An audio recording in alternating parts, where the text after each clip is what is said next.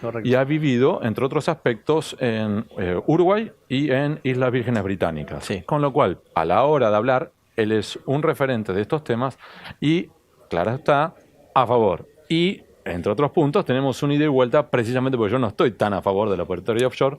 Así que en esta ida y vuelta respetuoso estaremos ahora. Hola. Hola, ¿cómo estás? Queremos, si querés, ustedes ya conocen, porque ya he escrito Panama Papers, no tengo más que para decir que lo que ya hemos publicado. El primer eje es, ¿por qué vos sí considerás una herramienta válida, un instrumento válido, la operatoria offshore?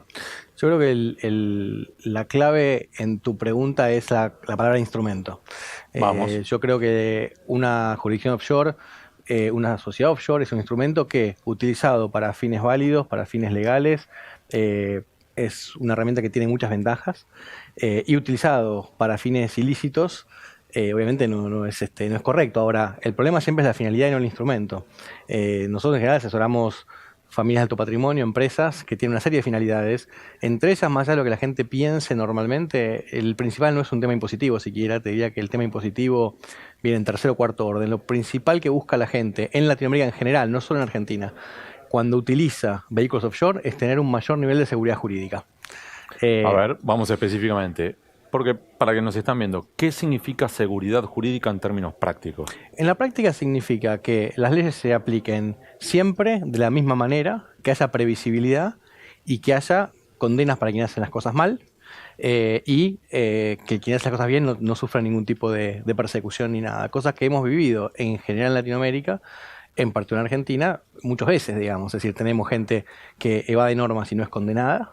Quizá con los sucesos de los últimos tiempos esto cambie un poco, ojalá. Y tenemos gente que hace las cosas bien y que por la autoridad fiscal está todo el tiempo encima de la actividad o la autoridad aduanera.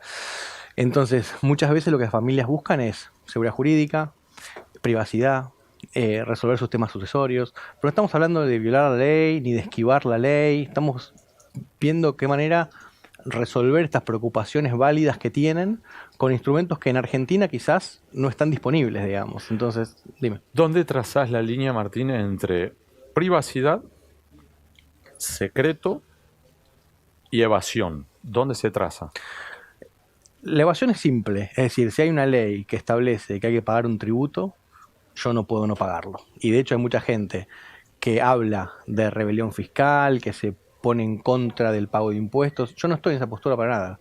Yo, entre comillas, combato los países de alta tributación desde, si querés, una militancia pro jurisdicciones de baja tributación, pero tratando de generar cambios en las leyes, no diciendo que no hay que cumplirlas.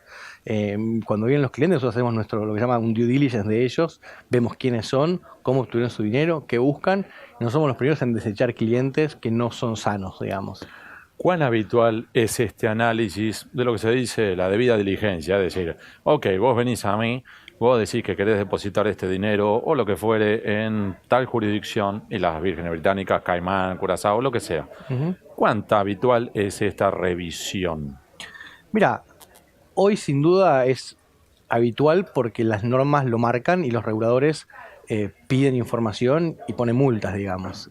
Eso es algo relativamente nuevo. Es decir, vos lo sabes mejor que yo, cuando uno analiza documentos, por ejemplo en Panama Papers, y tiene 30 años de historia, los documentos de 1980 se mantenían de determinada manera y los del 2005 de otra manera. Eso a nivel genérico de la industria.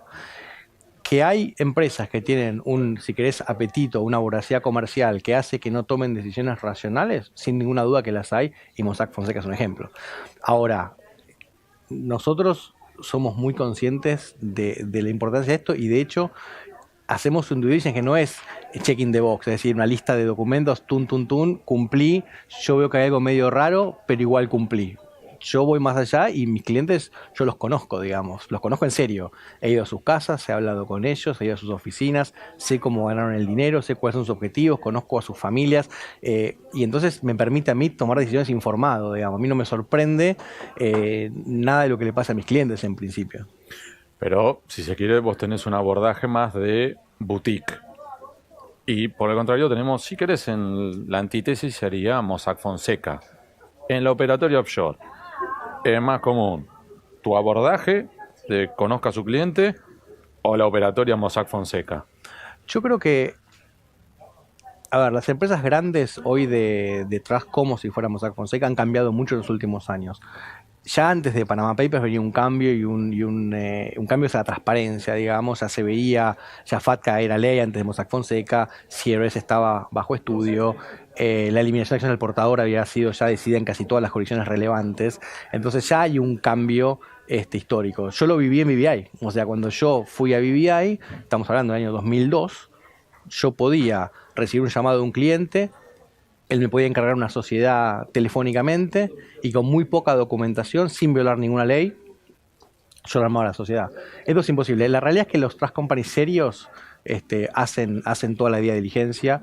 Es cierto que si vos sos mayorista de alguna manera, estás más lejos del cliente y tenés impedimentos fácticos y prácticos para ir más a fondo, pero realmente hacen un buen trabajo y en general el regulador está en cada jurisdicción muy pendiente de lo que pasa porque de vuelta, un escándalo en ciertas jurisdicciones puede hacer que la jurisdicción que descansa mucho en este producto, digamos, tenga serios problemas financieros a nivel global. Digamos, BVI es un ejemplo y es, como vos sabés, la jurisdicción donde más sociedades hubieron del caso Panama Papers, y BVI tomó un rol activo y suspendió a Mossack Fonseca y le puso multas y fue parte de la solución del problema.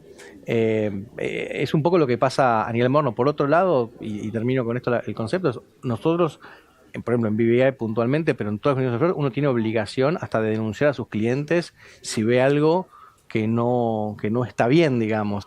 Y no solamente eso, uno lo denuncia y después hay un delito que se llama tipping off, donde yo no puedo ni siquiera avisarle al cliente que lo denuncié y tengo hasta que seguir hablando con él para que él crea que yo no lo denuncié, digamos. Y a mí eso me ha pasado, por ejemplo, una vez, viviendo todavía en BVI, con un caso de una estafa que hubo acá en Argentina. Entonces, eso yo fui a las autoridades de BVI policiales y dije, miren, yo acá estoy viendo algo que no me está gustando, e hice la denuncia, digamos. Ahora, remarquemos un punto. Primero, que paraísos fiscales no estamos hablando solamente del Caribe, ¿sí? Porque tenés en todas partes del mundo, incluso dentro de los Estados Unidos, vos tenés estados como Delaware que son por demás cerrados, opacos o como lo quieramos definir. Mi impresión es que cuando se trata de nuestras investigaciones periodísticas, por supuesto, nosotros tenemos serios problemas cuando un entramado o societario o una ruta del dinero pasa, por ejemplo, por Isla Caimán o Delaware. Automáticamente es como si nos pusieran adelante un paredón y quedamos trabados. Estas jurisdicciones realmente colaboran, no con periodistas, pero con la justicia. Sin duda. A ver, primero vuelvo a lo que vos dijiste. Hoy por hoy, técnicamente hablando, Estados Unidos es el país fiscal más grande del mundo. Y te diría... repetí eso. Hoy por hoy, técnicamente hablando, Estados Unidos es el paraíso fiscal más grande del mundo. Es decir, Estados Unidos permite, y no solamente en Delaware, digamos, en cualquier estado prácticamente, tener una sociedad donde si uno no hace negocios en Estados Unidos no paga impuestos, primer tema. Y después, en algunas jurisdicciones, y ahí sí, en el caso de Delaware, además tenés opacidad sobre dueños. O sea, lo que Estados Unidos le exigía a Caimán o a BVI, ellos no lo hacen, digamos. Y esa es una de las principales problemas que hay en el mundo hoy. O sea, BVI dice, está bien, yo cumplo con todo esto. Hoy tengo un sistema de búsqueda online de beneficial owners. Que son beneficiarios finales. Beneficiarios finales son, más allá de los rostros, nombres y apellidos que figuran en una sociedad, ¿quiénes son sus verdaderos dueños? Ahora, perdón por el paréntesis, pero pará. Está perfecto. Ahora, de vuelta, en BVI tengo este sistema que acceden poca gente, pero está el sistema. Y en Delaware ni siquiera tengo el nombre del manager para saber, no te digo el UBO, o sea, el Ultimate Beneficial Owner, ni siquiera sé quién es el director de la compañía. También de Estados Unidos no cambie eso, todo el sistema tiene agujeros, digamos, que lo hablamos en más de una oportunidad. O sea, acá tenemos dos agujeros muy grandes. Estados Unidos en materia de corporaciones y estructuras fiduciarias, y China en todo el sistema de transferencias sin demasiada justificación. Mientras esas dos cosas queden ahí, el resto no va a cambiar. Ahora, yendo a tu pregunta puntual de antes, sí, Caimán y BVI colaboran con la justicia. De hecho, ya empezó el intercambio bajo el Common Reporting Standard este año. Es decir, reglas comunes de colaboración internacionales que, no importa en qué país, tienen que aceptar unas reglas mínimas de cooperación. A ver, digamos. pero no solamente eso, sino que empezó el intercambio automático de información el año pasado. O sea, ya Eso también, para vos, poniendo ahí va, paréntesis, digamos. eso significa que, por ejemplo, si hay la FIP pide por computadora a través de un sistema específico, pide datos Pero sobre... pará, te interrumpo un segundo. No pide, o sea, le llega automáticamente. O sea, por ejemplo, un residente argentino fiscal que no denunció una inversión en un fondo en Caimán, no lo denunció antes del sinceramiento, no la denunció ahora, no la denunció, hoy ya tiene en la sección donde dice lo que la FIP sabe de ti, hay un cuadrito que dice información recibida vía convenios de colaboración internacional y dice usted tiene $100.000 invertidos en este fondo en Caimán. Ya está eso en las computadoras de la FIP. Y septiembre de cada año lo recibe. Martín, entonces vamos a dar otro paso. Sin entrar en nombres específicos, ¿sí? Para evitarnos incluso polémicas innecesarias. En los últimos días hemos visto que distintos empresarios han admitido algunas irregularidades. En un plano especulativo, no estoy hablando que alguno de estos lo haya dicho, pero si tuviéramos que alguno de estos empresarios dijera, sí, yo pagué pagos ilegales, en parte fueron con bolsos, pero otros fueron a través de, supongamos, un entramado de sociedades y que al mismo tiempo pasó por Panamá, de Panamá y las Vírgenes Británicas, de ahí a Curazao, de ahí a Bahamas, de ahí a Delaware y de ahí fue a Hong Kong. Eso en la práctica, ¿la justicia lo puede reconstruir hoy si no tenés a alguien que te lo confiese y te diga los pasos? Se puede reconstruir. Lo que vos necesitas es una cosa que es que la justicia tenga auxiliares de justicia que entiendan el sistema offshore, digamos. Entonces vamos al revés. Hoy, por lo que vos ves, ¿la justicia tiene expertos que sepan de operatorio offshore? No, expertos especiales no tienen, digamos.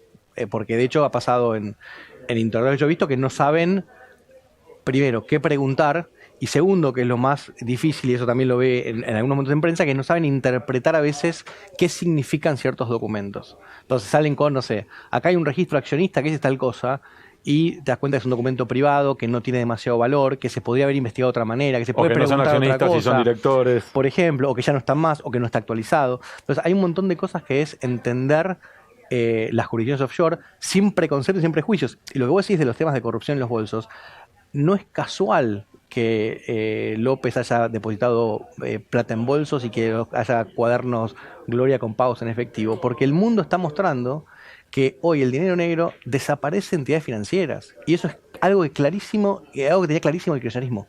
Digamos, puede ser que haya habido algún giro en algún momento que aparezca, no me sorprendería, pero que la inmensa mayoría de movimientos se dio en dinero de efectivo, que es hoy la única forma de tener prácticamente dinero no declarado en el mundo, a mí no me sorprendió.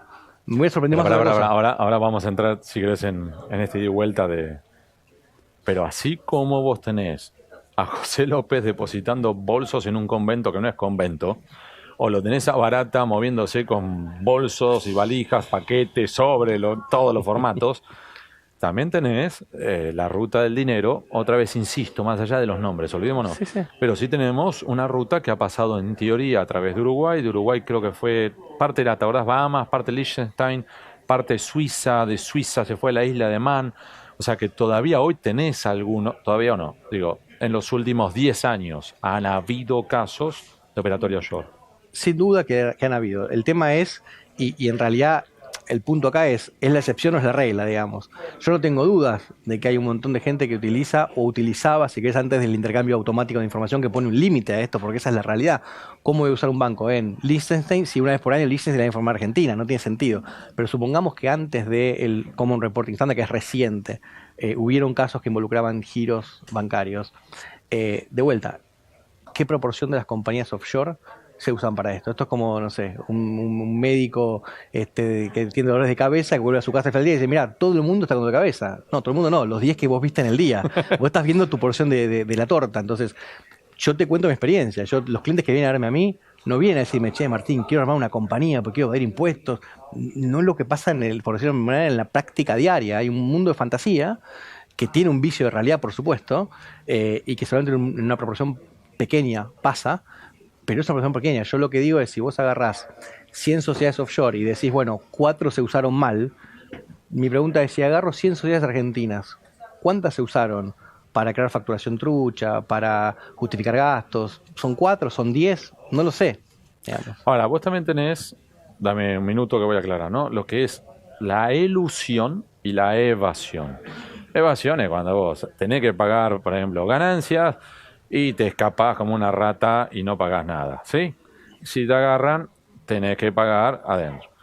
Ahora, por el contrario, elusión es cuando vos utilizás distintas opciones, excepciones, los vericuetos de la ley. Vos corregime si me equivoco. Los distintos vericuetos, y entonces, sin violar la ley y utilizando las oportunidades que te ofrece la ley, lográs pagar menos impuestos. ¿Es más o menos correcto? Sí, sí, más o menos correcto. El tema es, la tendencia hoy, es decir, o sea, ni hay duda que la evasión está fuera de la ley. Hay un grado de ilusión que también se podría inclusive considerar fuera de la ley. Y yo te agrego que a la actividad de evasión y de ilusión vos tenés lo que es planificación. A ver. Que es simplemente decir, bueno, a ver, ¿qué objetivos tengo yo y qué herramientas legales tengo a disposición? Hay fallos de jurisprudencia, tanto en Argentina como en Estados Unidos y en otros países, que dicen, yo, habiendo dos opciones para estructurar mi negocio, no tengo ninguna obligación de elegir la que me va a generar más impuestos. Un ejemplo, el año pasado, 2017, yo argentino residente, tengo una compañía en BVI. La declaro, tengo plata, genero ganancias. Hasta el año pasado yo solo podía diferir, es decir, no pagaba el impuesto a las ganancias en ese momento, sino que lo pagaba cuando yo me tomaba el dividendo. Este año cambió la ley y ya eso no se puede hacer. No es que este año es ilícito, el año pasado era lícito, sino que la ley cambió y una actividad que era totalmente ilícita el año pasado, yo este año la tengo como ilícita, entonces tengo que cumplir con la norma y no puedo diferir más. Ahora, de pronto, si mi cliente en esta situación dice, pero pará, yo estoy interesado en diferir. La realidad es que yo armé la sociedad de BVI no por un tema sucesorio, sino porque quería diferir impuestos. Para mí era parte fundamental de mis objetivos de planificación. Bueno, entonces hay que decirle, mira, esta herramienta no te sirve más, pero si vos armás un trust irrevocable que cumpla con todos los requisitos que AFIP viene considerando varios hace ya 20 años, podés seguir difiriendo. Bueno, buenísimo, hago eso. Ahora, entiendo el eje, entiendo que esto es legalmente válido. No te voy a entrar en esta dinámica de si es moralmente o no aceptable, ¿ok? Porque me parece que es una discusión que cada uno tendrá su perspectiva. Totalmente. Entonces vamos a otra. Pero es políticamente aceptable. Entendido en cuanto a esto es, cuando observamos que tenemos empresas, incluso sacamos de la Argentina, multinacionales, como si fuera Google, que Google, recordarás, Martín, que empresa nacida en Stanford, Estados Unidos, que a su vez empieza a expandirse, en un momento termina estando bajo la jurisdicción de Irlanda, y de Irlanda a su vez controlada por una sociedad de Bermudas. En Bermuda, a su vez, paga 0. Correcto. Con lo cual tenemos una empresa gigante, una de las más grandes, no sé si la más grande, creo que no, es la segunda o tercera más grande. Sí, pero digamos, es una de las grandes, que paga 0 impuestos. Dicho de otro modo, y ahora sí te voy a hacer una chicana, Google paga menos impuestos a la ganancia que yo. Bueno, pero vos te ha ido bien esos años. Sí, pero no como Google. Eso Mirá, es políticamente, ni siquiera dentro de lo moral, es políticamente aceptable. Mira, yo creo muy fuertemente en lo que se llama competencia fiscal. ¿Ah? ¿Qué es eso? Y justamente por eso, esa es la base de mi defensa de jurisdicciones offshore. Es decir, así como yo no tengo un ente supranacional que me dice el kilo de carne vacuna sale $2 y todos los productores de carne vacuna, si venden a $1, son países de bajo o nulo precio de carne vacuna, por decirlo de alguna manera, no me es éticamente ni políticamente correcto que haya un organismo tipo la OCDE que diga el impuesto a las ganancias tiene que ser 30% y los que pagan menos de 15 son países de baja o nula tributación. Y festejo en ese sentido, puntualmente, de Trump, la última ley que hizo de reforma tributaria, que bajó el impuesto corporativo 21, y eso originó una competencia fiscal que estaba olvidada, porque el mundo iba hacia un flat tax, hacia una situación donde todo el mundo pagaba el mismo impuesto, los países desarrollados, y los jurisdicciones offshore eran los malos. Y la verdad es que si no hubiera existido jurisdicciones offshore poniéndole un límite a los países de alta tributación, lo de Trump no hubiera sucedido. Si lo de Google no hubiera pasado, lo de Trump tampoco hubiera sucedido. Entonces, ¿qué está haciendo Trump con el impuesto del 21%? Tratando de atraer los Googles y Apples del mundo. Pero para entender y para que también lo entiendan otros, porque ahora sí me perdí. ¿Qué es? ¿Cuánto era el nivel de tributación en los Estados Unidos? Era, antes de Trump. Era arriba del 30%, digamos. Arriba del 30%, con lo cual ahora Trump lo que hizo bajó del 30 al 21%. 21%. Con la esperanza que entonces que hay empresas que son gringas, pero que se habían radicado. Y no solo gringas. No, bueno, hubo otras, pero digamos, empresas que operaban en los Estados Unidos, pero que se habían ubicado en otros países, que ahora, que en vez de 30 sea 21, vuelvan. Correcto. Correcto. Ahora, el motivo por el cual volverían a los Estados Unidos es porque Estados Unidos les daría un plus que no lo tienen las otras jurisdicciones, que son eventualmente seguridad jurídica, me imagino. Sí, o a ver, es más simple por ahí contratar personal calificado. A ver, volviendo al tema de Google y saquémosle el nombre. Cualquier empresa que... A ver, hay una realidad que es la siguiente. Yo tengo una empresa, Sí. cualquiera, tengo un diario. ¿Tá? Y yo digo, bueno, lo armo en Argentina. ¿Por qué? Porque voy a hablar de opiniones de Argentina, mi mercado es argentino, lo armo en Argentina. Entonces voy a pagar el impuesto que está en Argentina. Hay un nivel determinado de impuestos. Si Argentina empieza a subir, donde dice, para mí no es viable estar acá. ¿Por qué no me monto en Uruguay? O me monto en Bermuda, me monto en otro lugar y hago mi negocio realmente ahí y pago el impuesto que tengo que pagar ahí. Eso no es criticable desde ningún punto de vista. Lo que sí es criticable, y yo eso coincido con vos, es que alguien simule estar en Bermuda y esté en realidad en Argentina. O sea, que alguien diga, no, voy a poner 2 tipitos en una oficina de Bermuda y digo que mi holding está en Bermuda, que yo trabajo en Bermuda y los 500 tipos que están en Argentina en realidad es una subsidiaria. Y ahí empieza el entramado donde yo puedo estar de acuerdo contigo en que es un abuso de las normas fiscales y las ventajas fiscales. Yo lo que digo, no sé, yo lo que digo es, quiero atraer empresas bajo impuestos. ¿Qué pasó cuando bajó impuestos Estados Unidos? Bajo impuestos Francia, 33% a 28% para llegar a 25% en el año 2022. Bajo impuestos a Alemania, bajo impuestos a las empresas extranjeras China, están analizando baja de impuestos a Australia. Te diría que salvo Latinoamérica bajaron todos. Pero porque es interesante este punto, que me parece súper válido, pero al mismo tiempo me gustaría tu análisis sobre, así como tenés que las potencias están bajando sus impuestos y corporativos para las empresas, al mismo tiempo el G20 desde por lo menos, yo acá me hice unas anotaciones, desde por lo menos desde 2009, está tratando de empujar a que las jurisdicciones offshore a su vez, no que suban sus impuestos, pero sí que empiecen a ordenar todas sus legislaciones, transparenten ciertos aspectos, regularicen otros, informen sobre quiénes son los clientes que están allí y demás. ¿Cómo ves este juego de por un lado bajo y por otro lado exijo? No, es que yo creo que justamente es parte de la competencia fiscal. O sea, en definitiva, te lo pongo claro para que por ahí la gente lo entienda mejor. Yo siempre comparo los paraísos fiscales o las jurisdicciones offshore con las aerolíneas low cost. A ver. Es muy simple. Las aerolíneas low cost le ponen un límite al precio de los pasajes que pueden fijar las aerolíneas tradicionales. Y eso beneficia a los consumidores, digamos. Las jurisdicciones offshore ponen un límite a los impuestos que pueden pagar, que ponen para pagar los jurisdicciones de alta tributación, y eso beneficia a los contribuyentes. Es la misma lógica, digamos. Si a mí no me cobran una tasa prohibitiva, yo ni me pongo a analizar otras opciones. Me refiero a los países, por ahí acá lo analizo por un tema de seguridad jurídica, pero digo, a nivel impositivo, yo me voy a ir si realmente la tasa acá es muy alta y la de allá es muy baja. Permíteme una chicana final. Dale. Que es la siguiente. Si por el motivo que fuera no va a ocurrir, pero ocurriera que así como cuando te sacan la frazada a la mañana para levantarte te dejaron, se levantara todo el secreto fiscal de todas las jurisdicciones offshore en todo el planeta. Yo creo que encontramos hasta a un marciano habitando en la Tierra. O sea, los cadáveres que podemos llegar a encontrar en el laboratorio offshore, ¿es correcta mi impresión? O en realidad, como vos me dijiste antes, hay mucha especulación loca. Yo creo que lo que vos planteás no es tan lejos de ser cierto. Falta que Estados Unidos se libere. Pero yo creo que hoy el secreto está bastante... O sea, el mundo es bastante transparente. Creo que mi visión es que el mundo es mucho más transparente de lo que lo estás viendo vos. ¿Por qué? Porque yo estoy acostumbrado, y yo vi toda la evolución en 20 años trabajando offshore. Entonces, para mí, hoy es prácticamente transparente. Pero te hago una pregunta o un comentario final yo de mi lado, y no es chicana, pero... Dale.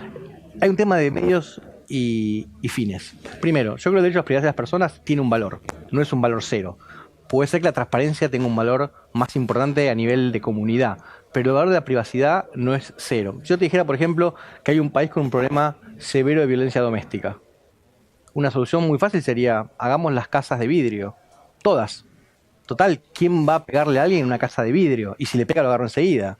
Ahora, ¿el costo cuál es de todo eso? Enorme. Esa es la pregunta, esa es la reflexión para mí. Coincido en cuanto a eso, y ahí llegamos a una coincidencia final. Yo también creo que hay límites de la privacidad. De hecho, nosotros en Panama Papers todavía nos reclaman de que no hemos publicado todo. Es cierto. Porque hay personas que no son sujetos de interés público, hay temas que no son noticiosos, porque no son personas políticamente expuestas o distintos motivos. Así es. Martín Letuac, muchísimas gracias. Espero que hayamos sido un diálogo más o menos aceptable. Un placer. Y a ustedes, gracias y será hasta la próxima. Chau.